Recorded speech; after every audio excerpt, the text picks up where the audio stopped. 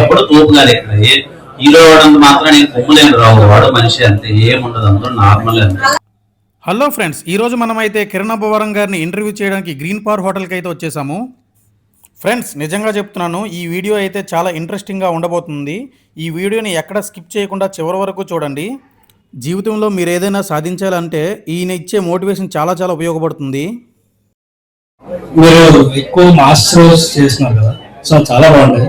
So future లో మీరు వచ్చి మాస్ మేము పూరి జగన్నాథ్ గారి సినిమా నుంచి ఎక్స్పెక్ట్ చేస్తున్నాం. మీరు ఆ సినిమా ఛాన్స్ వస్తే మీరు ఆల్వేస్ చిన్న డిస్కషన్ అవుతుంది, వచ్చింది ఒకసారి కలవాలి.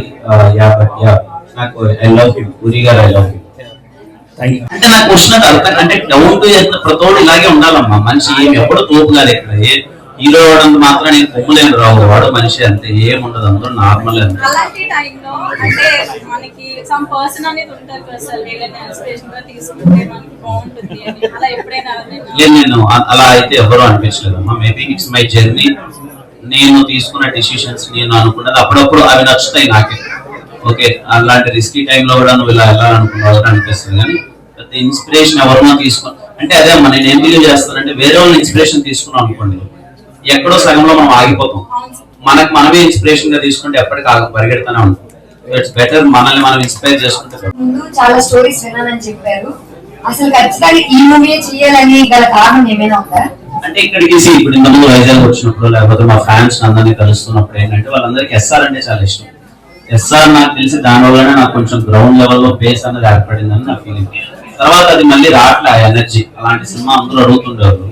సరే అన్నది ఓకే, కంటెంట్ వైజ్ పెద్ద హిట్ ఇచ్చాం పక్కన పెడితే, నన్ను ఇష్టపడి నన్ను అభిమానించి అరే కిరణ్ ఇంత ఎనర్జెటిక్ గా చేస్తే బాగుండేది కదా, అది చూసి కదా వాడికి ఫ్యాన్ అయ్యాం.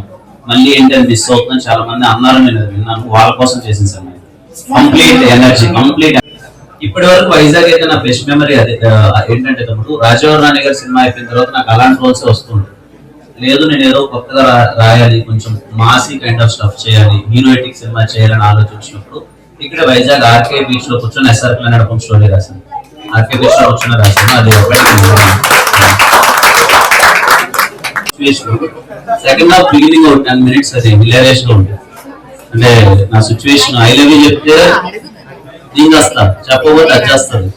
నేను ఇప్పుడు యాడ్ కావాలన్న సిచ్యువేషన్ లో ఉంటుంది. నాకు ఇష్టం ఇలా ఉండడం అంటే అది నా వర్క్ అంతే. హీరోగా అన్నది కెమెరా ముందు అది నా వర్క్. నార్మల్ గా నాకు ఈ లైఫ్ ఇష్టం, నాకు ఇష్టం కాబట్టి నా కోసం ఇలా ఉన్నాను. కానీ ఎవరి కోసమో ఉండదు, ఎవరిని ఇన్స్పిరేషన్ నాకు అసలు. సార్ సమ్మతమే మూవీకి నేను సిఎంఆర్ మధ్యపాలెంలో మీరు వచ్చారు ప్రెస్ మీట్ కి. నేను అప్పుడు డోర్ దగ్గర ఉన్నా.